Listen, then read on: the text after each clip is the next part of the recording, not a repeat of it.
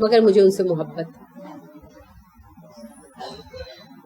صحابہ نے اصل میں سوال یہ کیا تھا کہ اللہ کے نبی صلی اللہ علیہ وسلم ہم آپ سے بہت پیار کرتے ہیں مگر ہمارے عمل بہت کم ہیں, تو پھر ہم جنت میں آپ کے ساتھ نہیں ہوں. تو آپ صلی اللہ علیہ وسلم نے فرمایا جو جس کے ساتھ محبت کرتا ہے وہ اسی کے ساتھ اٹھایا جائے گا. تو اللہ یہاں بھی یہی فرما رہے ہیں جو دوستی کرے. اب یہاں پر بنیادی بات کیا آئی؟ دوستی کرنا, سرپرستی حاصل کرنا میرے اپنے اختیار کی بات ہے. میں چاہوں تو اپنا معاملہ اللہ کو سونپ دوں اور چاہے تو غیر اللہ کو سونپ دوں, یہ اختیار میرا ہے.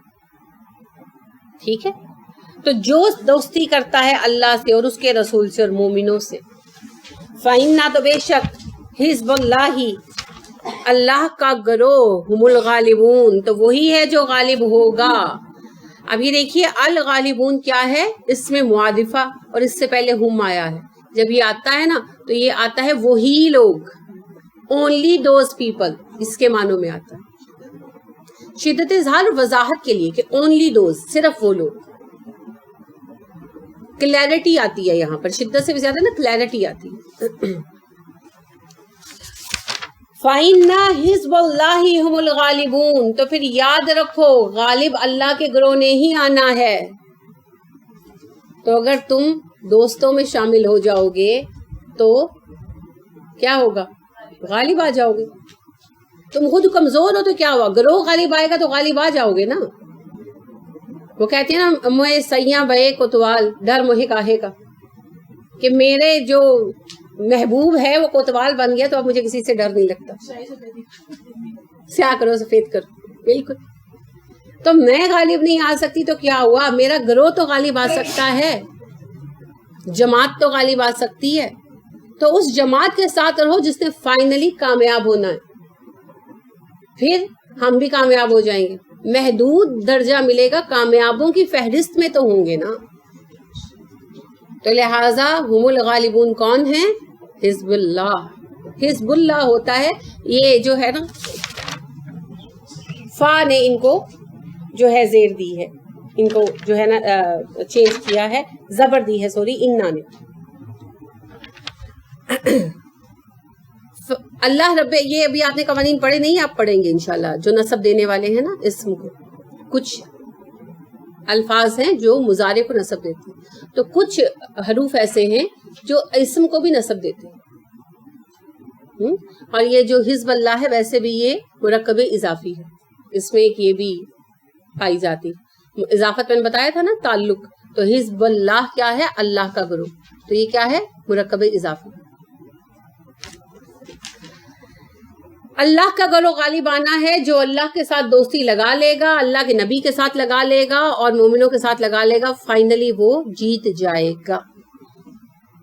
لہٰذا اپنی دوستیاں سوچ سمجھ کر لگانی چاہیے. یا ایھا الذین آمنوا, اے ایمان والو, لا تتخذوا, نہ تم بناؤ, الذین, ان لوگوں کو, اتخذوا, جنہوں نے بنایا, دینکم, تمہارے دین کو, ہزوا, مذاق, ولعبا, کھیل تماشا, من الذین, ان لوگوں میں سے, اوتوا الکتاب, جو کتاب دیے گئے, من قبلکم, تم سے پہلے, والکفار, اور کافر, اولیاء, دوست.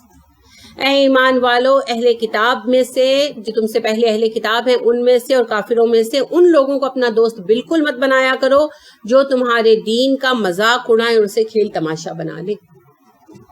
اب اہل کتاب اور کافروں میں بھی دو گروہ ہو گئے نا.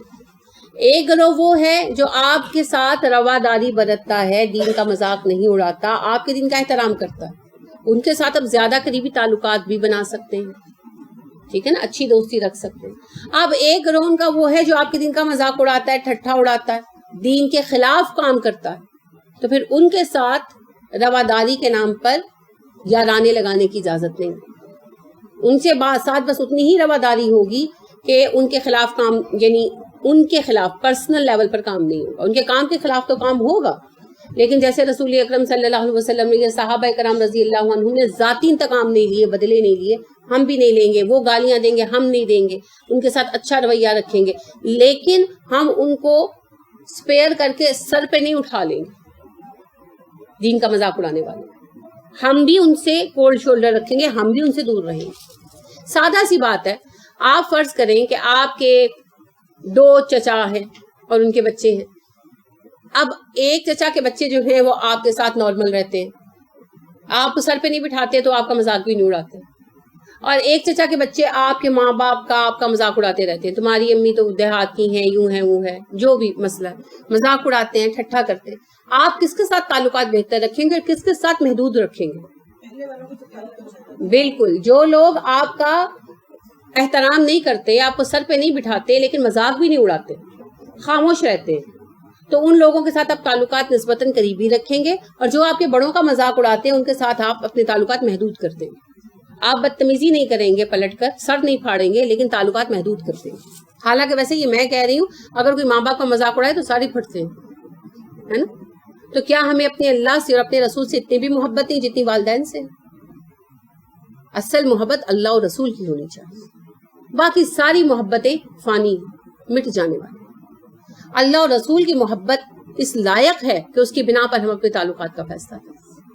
تو اگر کوئی دین کا مذاق اڑاتا ہے تو وہ اللہ اور رسول کا مذاق اڑاتا ہے, لہٰذا اس بندے سے ہم پلٹ کر بد زبانی تو نہیں کریں گے کیونکہ یہ ہمارے اخلاق کے خلاف ہے, لیکن ہم اس کے ساتھ تعلق بھی دور کا ہی رکھیں گے, بس کولڈ شولڈر دیں گے اس کو.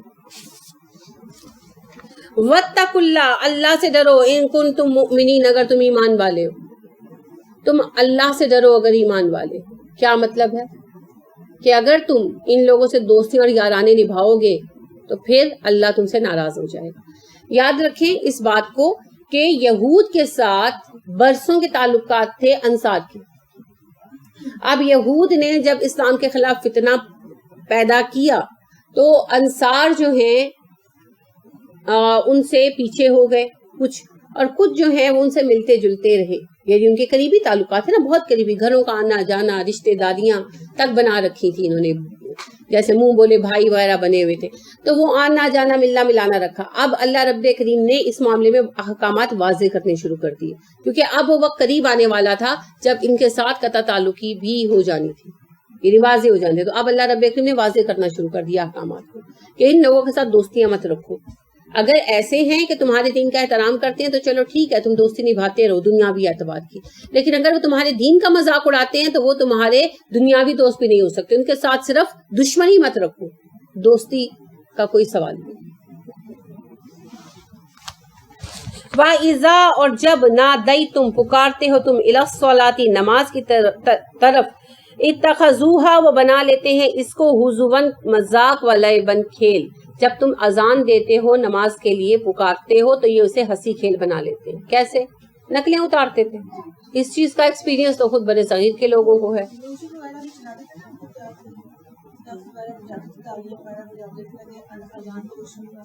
مقصد یہی تھا نا, بس اذان کا مذاق اڑانا. تو اذان ہوتی تھی تو جس طرح جس کا جی چاہتا تھا ٹھٹھا کرتا تھا, نقلیں اتارنا, برتن کھڑکانا, کچھ بھی کرنا. جاہلیت کے رنگ ساری دنیا میں کیے, لہٰذا بڑے صغیر میں بھی جب اذان ہوتی تھی تو یہی کچھ ہوتا تھا.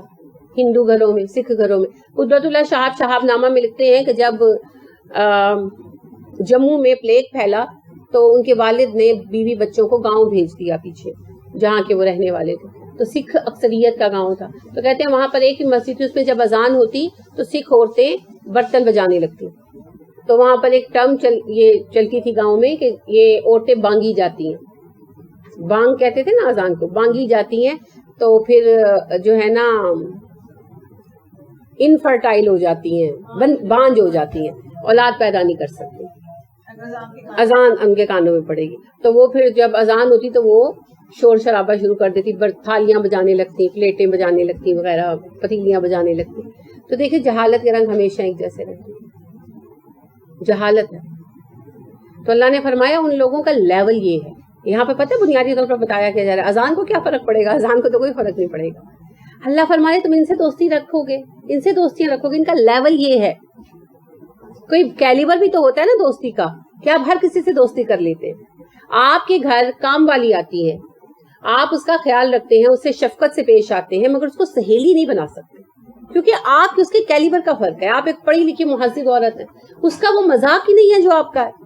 تو دوست تو آپ پھر اپنے جیسے کسی بندے کو بنائیں گے جس کا آپ کے جیسا کیلیبر ہے نا. ایسے عزت دینا, خیال رکھنا, نرمی برتنا اور بات ہے, اور دوست بنا لینا جس کے ساتھ دکھ سکھ کی بات کی جائے, جس کے ساتھ راز برتا جائے، جس سے ڈریس بنانے کا مشورہ لیا جائے، جسے کہا جائے چلو میرے ساتھ شاپنگ پہ چلو، جس کے ساتھ کہا جائے اچھا میں فلاں کورس میں ایڈمیشن لے رہی ہوں تم بھی لو، وہ تو پھر اپنے لیول کا بندہ ہوتا ہے.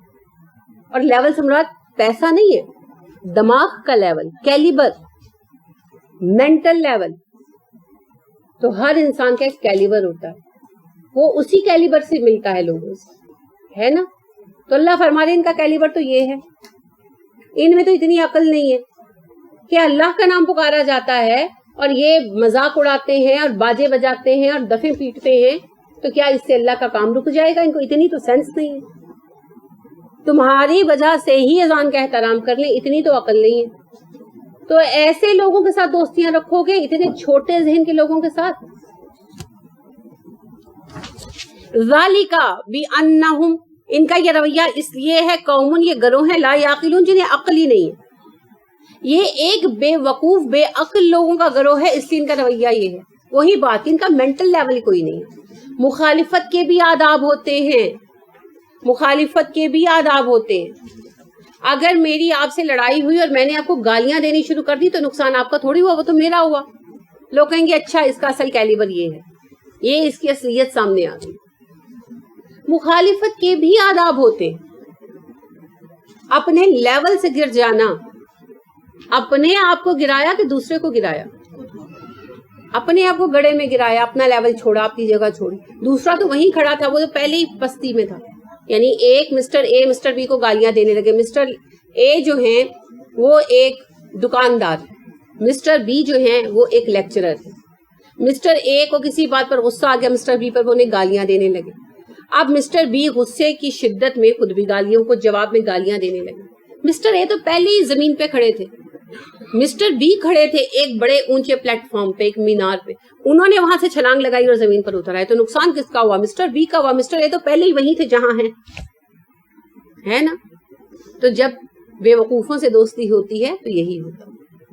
اسی لیے کہا جاتا ہے نادان دوست سے دانا دشمن بہتر ہوتا ہے. بے وقوفوں سے دوستی نہیں کرنی چاہیے. یعنی دوستی سے مراد رازدار، اپنے کیلیبر کے لوگوں کے ساتھ چلنا چاہیے. ٹھیک ہے.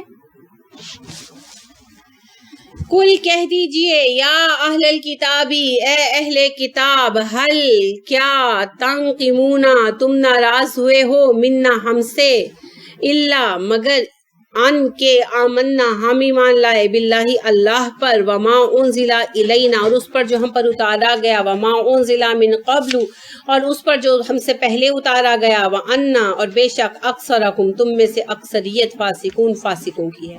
آپ کہہ دیجئے اہل کتاب، کیا تم ہم سے اس لیے نفرت کر رہے ہو، اس لیے ناراض ہو، اس لیے ہم سے انتقام لے رہے ہو کہ ہم اللہ پر ایمان لے آئے ہیں اور اس کتاب پر ایمان لے آئے ہیں جو ہم پر اتری ہے، اور ان کتابوں پر بھی ایمان لے آئے ہیں جو ہم سے پہلے اتاری گئی ہیں. اصل بات یہ ہے کہ تم میں اکثریت فاسق ہوگی.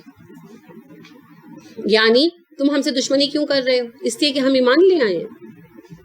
تو تمہاری دشمنی ہم سے نہیں، اللہ کے قانون کے ساتھ ہے. اور حقیقت یہ ہے کہ تم نافرمان لوگ ہو، اپنی نافرمانی کی وجہ سے تم سب سے نفرت کرتے ہو، حق سے نفرت کرتے ہو. تو تمہاری یہ مخالفت، تمہاری یہ جنگ ہمارے خلاف نہیں، اللہ کے خلاف، دین کے خلاف. کل کہہ دیجئے حل انبئکم، کیا میں تمہیں اطلاع دوں، بشرن بری چیز کی، من ذالکا اس سے بھی، بشرن من ذالکا اس سے بھی بری چیز کی، مصوبتن انجام ہے، عند اللہ اللہ کے. آپ کہہ دیجئے اچھا کیا میں تمہیں یہ مسائل جو ہمارے لیے پیدا کر رہے ہو اس سے زیادہ بری چیز کی اطلاع دوں، وہ بدلہ جو تمہارے لیے اللہ کے ہاں رکھا گیا. یعنی تم ہمیں پریشان کر رہے ہو نا، ہمارے لیے مسائل پیدا کر رہے ہو، کبھی جنگ مسلط کر دیتے ہو، کبھی معیشت خراب کر دیتے ہو، کبھی معاشرت میں جھگڑے پیدا کر دیتے ہو. مسائل ہیں، ہمیں آ رہے ہیں تمہاری وجہ سے. کیا میں تمہیں اس سے بری چیز بتاؤں جو تمہیں پیش آئے گی ہماری وجہ سے، ہماری دشمنی کی وجہ سے؟ وہ یہ ہے کہ تمہیں اللہ کے ہاں جو بدلہ ملنے والا ہے وہ سب سے برا ہے. ہمارے اوپر تو کوئی آزمائش آئے گی تو کیا ہوگا، نکل جائیں گے. ٹھیک ہے، کسی کا نقصان ہو گیا. آپ دیکھیں نا، جب مسلمانوں میں خانہ جنگی پیدا کی گئی تو کیا ہوا؟ جو بھی اللہ کی راہ میں صحیح دستے پر چلے، جس کو انہوں نے صحیح سمجھا، وہ سب صحابہ کرام رضی اللہ عنہم علیہم اجمعین اور تابعین وہ سب کامیاب ہوئے. ٹھیک ہے نا، جس کا فیصلہ صحیح ہے اس کے لیے دگنا اجر ہے، جس کا غلط ہے اس کے لیے آدھا اجر ہے، سب کامیاب ہوئے۔ لیکن فتنہ پرداز کہاں جائیں گے؟ جہنم میں۔ تو پھر اصل نقصان کس کا ہے؟ بڑا انہوں نے تیر مارا، مسلمانوں کو لڑا لیا، مسلمانوں کو مسلمانوں کے ہاتھوں شہید کروا دیا، لیکن اصل میں جہنم کا ایندھن کون بنے؟ یہ خود بنے، کیونکہ بظاہر شمشیر زن مسلمان تھے، حقیقتاً جنگ کی آگ سلگانے والے یہ تھے۔ تو یہی بات کہی جا رہی ہے، اے نبی ان سے کہہ دیں کیا میں تمہارے ان اعمال کے نتائج سے بھی زیادہ کسی بری چیز کی خبر دوں تمہیں؟ تمہارا وہ ٹھکانہ ہے جو اللہ کے ہاں ہے۔ من جس پر لعنہ اللہ، لعنت کی اللہ نے، وغضب علیہ اور اس کا غضب ہوا اس پر، وجعل اور بنایا اس نے منہم ان میں سے القردۃ بندر، والخنازیر خنزیر، وعبد الطاغوت اور جس نے بندگی کی طاغوت کی۔ تم وہ قوم ہو جس پر اللہ نے لعنت کی، اللہ کا غضب ہوا اس پر، تمہارے کچھ افراد کو بندر بنایا گیا، کچھ کو سور بنایا گیا، اور تم لوگ اصل میں طاغوت کے پجاری ہو، طاغوت کی بندے۔ یہ اللہ کا ارشاد ہے نا، یہ غضب اللہ اپنا ظاہر کر رہے ہیں کہ تم وہی لوگ تو ہو کہ جنہوں نے ایسی ایسی حرکتیں کی ہیں اور تم پر اللہ کا غضب ہو چکا ہے، اور اب تم کیا سمجھتے ہو کہ تم مسلمانوں کو شکست دے سکتے ہو؟ ایسا نہیں ہو سکتا۔ اولئک یہی لوگ ہیں شر بدترین مکانن مرتبے کے اعتبار سے، واضل اور بھٹکے ہوئے ہیں سب سے زیادہ عن سواء السبیل سیدھے راستے سے۔ یہی لوگ مرتبے کے اعتبار سے سب سے برے ہیں، اور یہی لوگ سیدھے راستے سے سب سے زیادہ بھٹکے ہوئے ہیں، کیونکہ غضب کا شکار ہو کر بھی واپس نہیں لوٹے، اس غضب کو ٹالنے کی کوشش نہیں کی۔ یہ سب سے زیادہ بھٹکے ہوئے ہیں، اور یہ سب سے زیادہ اپنے مقام سے گرے ہوئے ہیں، کیونکہ ہدایت اپنے پاس رکھ کر انہوں نے نیت اور ارادے کے ساتھ گمراہی کو اپنایا، یہ غلطی سے کسی چکر میں نہیں پھنسے ہوئے۔ تو یہ ہے بدترین چیز جس کی خبر دی جا رہی ہے۔ بدترین چیز کیا ہے؟ اللہ کے پاس تمہارا بدلہ، اور اس بدلے کے جو پیمانے ہیں وہ اللہ نے بیان کر دی کہ بدترین لوگ ہو کیونکہ اللہ کے دین کو بیچ کر دنیا خرید رہے ہو، اور سیدھا راستہ چھوڑ کر برا راستہ اپنا رہے ہو، تو اس لیے تم بدترین لوگ ہو، اور اللہ کے ہاں تمہارا مرتبہ سب سے گرا ہوا ہے۔ تو تم لوگوں کو یعنی جو یہ سزا ملنے والی ہے، اس سے زیادہ بڑا نقصان کسی کا کوئی بھی نہیں ہو سکتا۔ کسی کی آخرت ڈوب جائے، اس سے بڑا کوئی نقصان نہیں ہو سکتا، تو اس نقصان کو تم اٹھاؤ گے، مومن نہیں۔ وَإِذَا اور جب جاؤکم آتے ہیں تمہارے پاس، قالوا کہتے ہیں آمنا ہم ایمان لائے، وقت بلا شک و شبہ دخلوا وہ داخل ہوئے بالکفر کفر میں۔ جب آپ کے پاس آتے ہیں کہتے ہیں ہم ایمان لے آئے ہیں، حالانکہ اصل میں وہ کفر میں داخل ہو چکے ہیں۔ کون؟ یہود۔ آپ کے پاس آتے ہیں آپ کو بہلانے کے لیے، آپ صلی اللہ علیہ وسلم سے چکنی چپڑی باتیں کرتے ہیں اور کہتے ہیں ہم تو ایمان لانے والے، اور اللہ فرماتے ہیں چونکہ یہ آپ سے جھوٹ بول رہے ہوتے ہیں تو دراصل یہ کفر میں داخل ہو رہے ہوتے ہیں۔ آپ کو سچا نبی جانتے ہوئے آپ کا انکار کر کے یہ کفر میں انٹر ہو رہے ہوتے ہیں۔ وَهُمْ اور وہ قد خرجوا بِهِ اور بے شک وہ نکلے اس کے ساتھ ہی۔ آپ کے پاس آئے تو کفر کے ساتھ داخل ہوئے، اور جب آپ کے پاس سے نکلے تو کفر کے ساتھ نکلے۔ آپ کے پاس آتے ہیں اور کہتے ہیں ہم ایمان لانے کے لیے آئے ہیں، ہم ایمان لانے والے ہیں، آپ پر ہمارے فلاں سوال کا جواب دے دیں، ہماری فلاں مدد کر دیں، آپ کر دیتے ہیں، اور حقیقت یہ ہے کہ ایمان نہیں لانا چاہتے، آئے بھی کفر کے ساتھ، نکلے گے بھی کفر کے ساتھ۔ وقد دخلوا بالکفر وهم قد خرجوا به داخل ہوئے تھے تو کفر کے ساتھ تھے، اور جب نکلے ہیں تو کفر کے ساتھ تھے۔ آتے بھی کافر ہیں، جاتے بھی کافر ہیں، آپ کے پاس بیٹھ کر جھوٹ بولتے ہیں، اپنے گناہوں کا بوجھ بڑھاتے، اپنا کوئی کام نکلوانے کے لیے، یا مسلمانوں کا کوئی راز جاننے کے لیے، یا کوئی نئی سازش کرنے کے لیے آئے ہوتے ہیں آپ کے پاس۔ واللہ عالم بما کانوا یکتمون اللہ بہتر جانتا ہے وہ سب جو یہ چھپا رہے ہیں۔ جتنی باتیں یہ چھپاتے ہیں اللہ رب کریم سب جانتے ہیں، ان کے دلوں کے راز جانتے ہیں۔ وَتَرَا تم دیکھو گے کثیرن بہت سے ہیں منہم ان میں سے یسارعون جو بھاگ دوڑ کرتے ہیں فی الاسم والعدوان گناہ میں، زیادتی میں، وَأَكْلِهِمُ السُّحْتَ اور حرام کھانے میں۔ یہ یہود پر عمومیت میں اور یہودی علماء پر خصوصیت میں فرمان ہے ان کی اکثریت کا عالم آپ یہ دیکھیں گے کہ بہت کوشش کرتے ہیں گناہ اور سرکشی کے معاملات میں اور حرام کھانے میں، یعنی دین کے بدلنے میں اور سرکشی کے کاموں میں اپنی ایفرٹ پٹ کرتے ہیں. جیسے فلم انڈسٹری دنیا میں، فیشن انڈسٹری، فلم انڈسٹری کس نے کھڑی کی؟ یہود نے. کتنی محنت کی اس کے لیے. آپ دیکھیے کہ بہبود آبادی کے نظریے کو دنیا میں پھیلانے کے لیے انہوں نے کتنی مشقت کی، کتنی مشقت کی. تو ہر برے کام میں انتہائی زور لگاتے اور حرام کھانے کے لیے ہر وقت تیار ہیں. دیکھ لیں سود کیسے کھا رہے، پوری دنیا کو سود کے نظام میں پھنسا دیا انہوں نے. اور ہر ایک قوم سود کے خلاف ہوتے ہوئے سود کھانے پر مجبور ہوگی. حالانکہ مذہبوں میں حرام ہے، حتیٰ کہ ہندو مت میں بھی سود حرام ہے مذہب، عیسائیوں میں بھی ہے، ہم نے بھی ہے، لیکن سب ان کی وجہ سے سود کے نظام میں پھنسے ہوئے. لبیسا کتنا برا ہے، ما کانوا یعملون وہ عمل جو یہ کر رہے ہیں، یقیناً ان کے عمل جو یہ کر رہے ہیں کتنے برے ہیں. کیا ہے عمل؟ گناہ پر، سرکشی پر زور دینا اور ان کو پھیلانے کے لیے عام کرنا.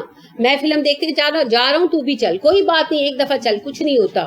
یہ ہے گناہ اور زیادتی پر زور دینا اور حرام کھانے پر لوگوں کو آمادہ کرنا. کوئی گل نہیں، حکومت سے سود لینا جائز ہے، کوئی سود شود نہیں ہوتا. آج دنیا سود کے بغیر نہیں چل سکتی، ایسے فیصلے ارشاد فرمانے.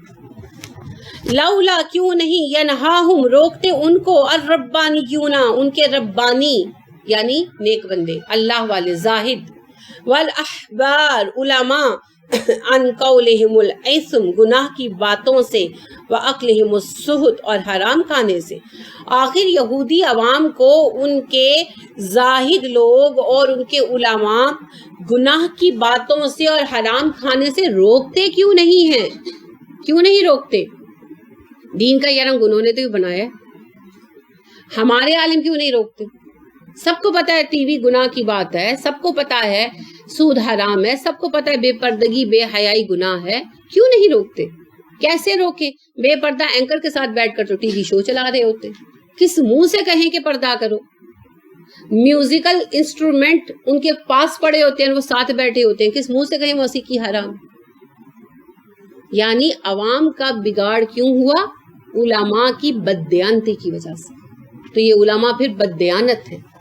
جب تک علماء بددیانت نہیں ہوتے عوام میں عمومی بگاڑ کبھی نہیں آتا. لبئسا کتنا برا ہے، ما کانوا یصنعون وہ کام جو یہ کر رہے ہیں. یعملون اور یصنعون میں فرق ہے. یعملون ہے اعمال روزمرہ زندگی کے، اس لیے اس سے مراد عوام ہے کہ عوام جیسی زندگی گزار رہے ہیں بہت بری ہے. یہاں آگے یصنعون صاد نون عین صنع ہوتا ہے کسی چیز کو بنانا. تو مذہب بناتے کون ہیں؟ علماء. جو مذہب کا رنگ ڈھنگ انہوں نے بنا دیا کتنا برا ہے، اور اس پر عوام جو زندگی گزار رہے ہیں وہ کتنی بری ہے. تو سب کا حساب پھر کس کے کھاتے میں جائے گا؟ فائنلی علماء کی. تو یہاں خاص علماء پر تنقید ہے. دین کا جو رنگ ڈھنگ، جو شکل صورت، جو طریقہ انہوں نے بنا دیا بہت برا ہے. وقالت الیہود یہود کہتے ہیں ید اللہ مغلولۃ اللہ کے ہاتھ بندھے ہوئے ہیں. غین لام لام سے ہے. ہاتھ بندھے ہونا عربی ترکیب ہے، یہ اس کا مطلب ہوتا ہے فلاں بخیل ہے. ٹھیک ہے، کسی کو مغلول کہنا کیا مطلب ہوتا ہے؟ اس کو بخیل قرار دے. یہود نے کہا اللہ کے ہاتھ بندھے ہوئے ہیں، معاذ اللہ کیا مطلب ہے؟ اللہ بخیل ہے، اللہ دیتا نہیں. غلت ایدیہم ان کے ہاتھ بندھے ہیں، بخیل ہیں یہ. وَلُعِنُوا اور لعنت ہے ان پر، بما قالوا ان کی بکواس کی وجہ سے. اصل میں ان کے ہاتھ بندھے ہیں، یہ خود بخیل لوگ ہیں. اصل میں کس پر انہوں نے یہ بات کہی؟ خیرات پر. جب مسلمانوں کو بہت زیادہ صدقات کے بارے میں کہا گیا نا، تو انہوں نے انصار کو یہ بات مذاقاً جیسے کہی کہ اللہ خود کیوں نہیں دیتا، کہ اللہ کے ہاتھ بندھے ہوئے ہیں؟ تمہیں کیوں کہتا ہے تم دو؟ اللہ خود کیوں نہیں صدقے کرتا؟ تو اللہ نے اس قول کے اوپر پھر یہ بات کہی کہ یہ بکواس کرتے ہیں، کہتے ہیں اللہ کے ہاتھ بندھے، اللہ بخیل ہے. نہیں، اصل میں یہ خود بخیل ہے. چونکہ یہ صدقہ دینا نہیں چاہتے، تم لوگوں کو بھی روکتے، تم لوگوں کو بھی اکساتے اس قسم کی بکواس کر کے. اور ان پر لعنت ہے ان کے ان قولوں کے سبب سے. بلکہ یداہ اس کے ہاتھ مبسوطتان کھلے ہوئے ہیں. بست کا لفظ آپ نے پڑھا ہے نا، بے سین تو اسی سے. اس کے ہاتھ تو کھلے ہوئے ہیں، پھیلے ہوئے ہیں، یعنی وہ بہت وسیع ہے، بہت دینے والا ہے. مگر اعمال نامے مرتب کرنے کے لیے اس نے ترتیب رکھی ہے نا، کچھ کو زیادہ دیا، کچھ کو کم دیا. جن کو زیادہ دیا ان پر فرض کر دیا، جن کو کم دیا گیا ان کے ساتھ شیئر کرے. ينفق کیف یشاء، وہ جیسے چاہتا ہے خزانے لٹاتا ہے. کیونکہ نفق سے ہے نا، تو نفق کیا ہوتا ہے؟ ایک ہاتھ سے آیا ایک ہاتھ سے گیا، تو لٹاتا ہے جیسے چاہتا ہے لٹاتا ہے. باقی یہ جو دنیا میں اللہ نے امیری غریبی رکھی ہے، یہ تو دنیا کا نظام چلانے کے لیے ہے. اگر سارے ہی امیر ہو جائیں تو کام کیسے چلے؟ اور دوسری بات یہ ہے کہ جن کو دیا گیا ان کی بھی آزمائش ہے، جو کم دیے گئے ان کے لیے بھی آزمائش ہے. وَلَا يَزِيدَنَّ، البتہ ضرور بڑھاتا ہے، لام تاکید اور نون مشدد بھی تاکید کے لیے. وَلَا يَزِيدَنَّ، البتہ ضرور بڑھا دیتا ہے، کثیرا منہم، ان میں سے بہت سو کو، ما انزل الیک، جو اتارا گیا آپ کی طرف، من ربک، تیرے رب کی طرف سے، طغیانا، سرکشی میں، وکفرا، کفر میں. البتہ اللہ ان میں سے اکثریت کو، یہود میں سے اکثریت کو آپ پر بھیجی گئی کتاب کے متعلق سرکشی اور کفر میں بڑھا ضرور دیتا ہے. کیسے؟ مالی احکامات کے ذریعے. جب تک جسمانی عبادات ہیں تب تک کچھ نہ کچھ رینگتے رینگتے چلتے رہتے ہیں نا، اور جب مال خرچ کرنے کی باری آتی ہے تو بہت سارے بھاگ جاتے ہیں. کیونکہ مال کی محبت بڑی عجیب محبت ہے. لوگ اپنے اوپر، اپنی اولاد پہ خرچ نہیں کرتے، تو کہتے ہیں نا چمڑی جائے دمڑی نہ جائے. تو اللہ فرماتے ہیں یہ جو مال میں نے تقسیم رکھی ہے، کسی کو کم کسی کو زیادہ، یہ آزمائش کے لیے ہے. اور جو میں احکامات دیتا ہوں بار بار انفاق فی سبیل اللہ کی، ان احکامات کے ذریعے میں ان کی سرکشی اور کفر احکامات اللہ کے متعلق بڑھا دیتا ہوں. اللہ کے لیے احکامات کے متعلق ان کی سرکشی بڑھ جاتی ہے، کیونکہ مال کی محبت کے باوجود مال خرچ کرنے کا حکم آتا ہے تو ان کے دلوں پر گراں گزرتا ہے. تو اسی لیے آپ صلی اللہ علیہ وسلم سے جب یہ پوچھا گیا کہ ایک بندہ صرف فرائض ادا کرتا ہے اور ساتھ انفاق فی سبیل اللہ کرتا ہے، اور ایک بندہ فرائض اور نوافل ادا کرتا ہے، زہد اختیار کر رکھا ہے، بہت عابد ہے لیکن بخیل ہے، تو بہتر کون ہے؟ تو آپ صلی اللہ علیہ وسلم نے فرمایا جو فرائض ادا کرتا ہے اور انفاق کرتا ہے. ٹھیک ہے؟ تو اللہ فرما رہے ہیں امال کو تو آزمائش بنا دیا ہے میں نے. جن لوگوں کو مال سے محبت ہے وہ دین سے دور ہو جاتے ہیں، مزید سرکشی اختیار کرتے ہیں جب مال خرچ کرنے کے احکامات پاتے ہیں. تو ہمیں بھی دیکھنا ہے کہ مال خرچ کرنا بھاری تو نہیں لگتا. وَأَلْقَيْنَا، اور ڈال دی ہم نے، بَيْنَهُمُ، ان کے مابین، العداوۃ، عداوت، والبغضاء، اور بغض، الی یوم القیامت، قیامت کے دن تک. ہم نے ان کے مابین دشمنی اور عداوت ڈال دی قیامت کے دن تک. کن کے مابین؟ جی اس میں مختلف آ رہا ہے. ایک تو یہودیوں عیسائیوں کی بات ہے کہ ان کے درمیان جو ہے یہودیوں اور عیسائیوں کے مابین ایک اس سے مراد ہے. ایک اس سے مراد جو ہے مال خرچ کرنے والے اور بخیل. ٹھیک ہے؟ اور زیادہ جو ہیں مفسرین انہوں نے یہی مراد لیا کہ جو اللہ سے محبت کرتے ہیں اور جو مال سے محبت کرتے ہیں ان کے مابین اللہ نے ہمیشہ کے لیے بغض اور عداوت رکھ دی. کیونکہ دونوں کے طریقے الگ ہیں نا.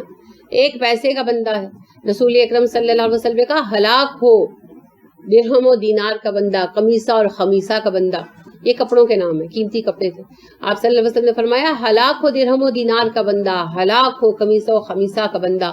جب اسے دیا جائے تو خوش ہوتا ہے، جب اسے روک دیا جائے تو ناراض ہو جاتا ہے. تو وہ پھر پیسے کے بندے ہیں اور ایک اللہ کا بندہ ہے. ایک مرتبہ ابو موسیٰ اشعری بیان کرتے ہیں آپ کے پاس مال آیا، آپ نے کچھ لوگوں کو دیا، تو میں نے کہا کہ اللہ کے نبی صلی اللہ علیہ وسلم فلاں صحابی کو بھی دیں، فلاں صاحب کو بھی دیں، کسی دوسرے کے متعلق کہا، میں انہیں ان بندوں سے بہتر مومن پاتا ہوں. ابو موسیٰ اشعری نے کہا. تو آپ صلی اللہ علیہ وسلم چپ رہے. کہتے میں نے دوبارہ اپنی بات دہرائی کہ ان صاحب کو بھی دیں، میں انہیں ان لوگوں سے بہتر مومن پاتا ہوں. آپ پھر چپ رہے. کہتے میں نے تیسری دفعہ یہی کہا.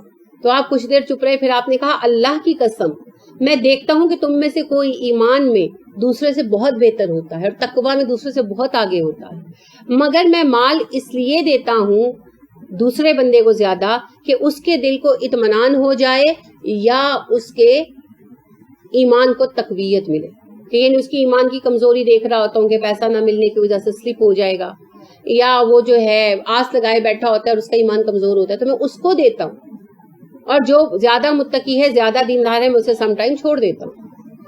تو اس سے پھر کیا پتہ چلتا ہے کہ پیسے کی محبت پر قابو پائے بغیر دین پر چلنا مشکل ہو جاتا ہے۔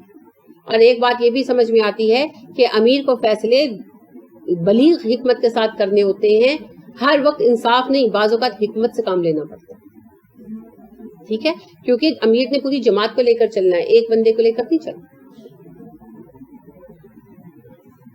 تو اللہ نے ہمیشہ کے لیے بغض اور عداوت رکھ دی کافروں اور مسلمانوں کے مابین، یہودیوں عیسائیوں کے مابین، ہمارے اور یہود کے مابین، اور بخیلوں اور سخی لوگوں کے مابین۔ کلما جب کبھی اوقدو انہوں نے بھڑکائی نارن آگ للحربی جنگ کے لیے، اطفأها اللہ بجھا دیا اللہ نے اس کو۔ کنہوں نے بھڑکائی جنگ کی آگ؟ یہود نے۔ جتنی جنگیں ہوئیں بظاہر کفار مکہ نے لڑی اور حقیقتاً یہوداں نے مدینہ نے لڑوائی، لہٰذا اللہ فرما رہے ہیں جب انہوں نے آگ بھڑکائی میں نے اسے بجھا دیا۔ وَيَسْعَوْنَ وہ دوڑ دھوپ کرتے ہیں فی الارض ملک میں فسادن خرابی پیدا کرنے کی، یہ کوشش کرتے ہیں ملک میں امن و امان ختم ہو جائے۔ کیسے نہ کریں وہ کوشش، شروع سے دنیا میں ہتھیار سازی کا کام یہود نے سنبھالا ہوا ہے، تو جب یہود کا کام ہے ہتھیار سازی کا تو پھر وہ جنگیں تو کروائیں گے، ورنہ چیزیں فروخت کیسے ہوں گی؟ اس وجہ سے مدینہ میں بیٹھ کر بھی وہ جنگیں کرواتے تھے، آج بھی وہ جنگیں کروا دیں۔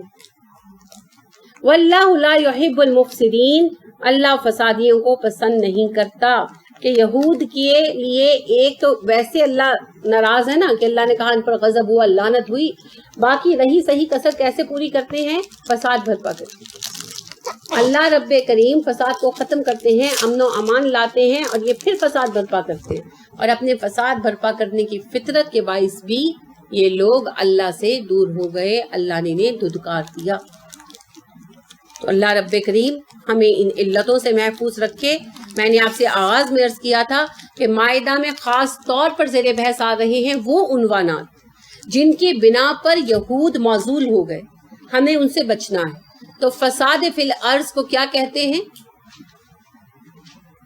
عام طور پر؟ آپ کیا کہتے ہیں؟ ٹیررزم نہیں کہتے، دہشت گردی۔ عام زبان میں ہم یہ کہتے ہیں نا، یہ تو عربی کی ٹرم ہے نا، فساد فی الارض، تو ہم آج کیا کہتے ہیں؟ دہشت گردی۔ انگریزی میں کہتے ہیں ٹیررزم، گنڈا گردی بھی کہہ سکتے ہیں، لیکن گنڈا گردی چھوٹے لیول پر ہوتی ہے، دہشت گردی بڑے لیول پر ہوتی ہے۔ تو دہشت گردی جو ہے یہ کیا ہے؟ اللہ کے غضب کا سبب، کیونکہ لا یحب المفسدین، اللہ ٹیررسٹوں کو پسند نہیں کرتا۔ اگر ایک بندہ یہ پوائنٹ سمجھ لے تو کیا وہ ٹیررزم پھیلانے والوں کے ساتھ جا سکتا؟ ان کی کمپین میں کام کرے گا؟ وہ نہیں کرے گا۔ یہ احکامات دن رات چلنے چاہیے، ہر جگہ ہر وقت پہنچنے چاہیے، کیونکہ ٹیررزم اللہ کو پسند نہیں ہے۔ اصلاح کرنی ہے تو بلاغ کرنا ہوگا۔ اگر تلوار کے ذریعے اصلاح کرنی ہوتی نا تو رسول اکرم صلی اللہ علیہ وسلم کو اللہ فرشتے بھیج کر کہتا چلو لڑنا شروع کر دو۔ مسلمانوں کو 14 سال تک تلوار اٹھانے کی اجازت نہیں ملی، آخر اجازت ملی بھی تو انہی لوگوں کے ساتھ لڑنے کی جو مسلمانوں کے لیے زندگی تنگ کرتے، ٹھیک ہے؟ تو ٹیررزم تو ایک مصیبت ہے، جنگ تو خود ہی ایک مسئلہ ہے، جنگ کیا مسئلوں کا حل دے گی؟ لہٰذا ٹیررزم کے ذریعے دین نہیں پھیلتا۔ اور پھر ٹیررزم کہاں پھیلا رہے ہیں؟ ایک اسلامی ملک میں جو کچھ بھی ہے، رہتے تو مسلمان ہی ہے نا یہاں پر، اور ایک مسلمان کی جان کیسے حلال کر سکتے ہیں اپنے؟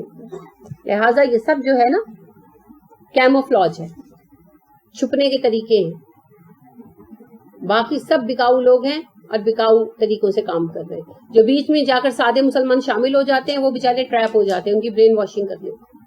تو اللہ رب کریم ہمیں محفوظ فرمائے، اپنے بچوں کو بار بار یہ بات بتائیں، بار بار بتائیں، ریپیٹڈلی بتائیں کہ اللہ کو ٹیررزم سخت ناپسند ہے، ٹیررسٹوں کو اللہ پسند نہیں کرتے، ان سے نفرت کرتے ہیں، لہذا ٹیررزم کوئی راستہ نہیں ہے جنت میں جانے کا۔ سبحانک اللہم و بحمدک ونشہد ان لا الہ الا انت ونستغفرک ونتوب الیک۔ السلام علیکم ورحمۃ اللہ وبرکاتہ۔